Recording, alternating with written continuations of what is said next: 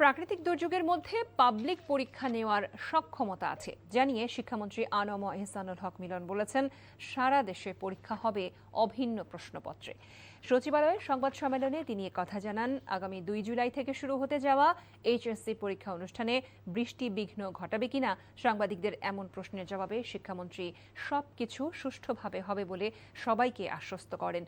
দেশের সকল সরকারি প্রাথমিক বিদ্যালয়ে অংশগ্রহণে চলমান প্রাথমিক বিদ্যালয় গোল্ড কাপ 2026-এর বালক ও বালিকা উভয় বিভাগের ফাইনাল খেলা আগামী শনিবার রাজধানীর বাংলাদেশ আর্মি স্টেডিয়ামে অনুষ্ঠিত হবে। প্রধানমন্ত্রী তারেক রহমান ফাইনাল ম্যাচে উপস্থিত থাকবে বলে জানানো হয় সংবাদ সম্মেলনে। দুর্যোগের জন্য আমরা চিঠি দিয়েছি, প্রস্তুতি রয়েছে। ইমার্জেন্সি ডিসিশন নেওয়ার জন্য আমাদের অনেকগুলি পদ্ধতি রয়েছে।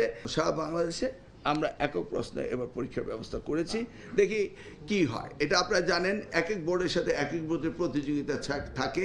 কোনো বোর্ড বলে একটু রিল্যাক্স প্রশ্ন করে, কোনো বোর্ড স্ট্রং প্রশ্ন করে। এক বাংলাদেশে পরীক্ষা দেবে এসএসসি এবং এইচএসসি, ভিন্ন প্রস্তুত হতে পারে না।